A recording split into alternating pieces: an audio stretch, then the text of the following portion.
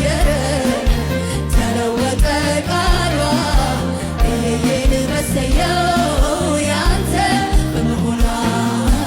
እህልን በልንታ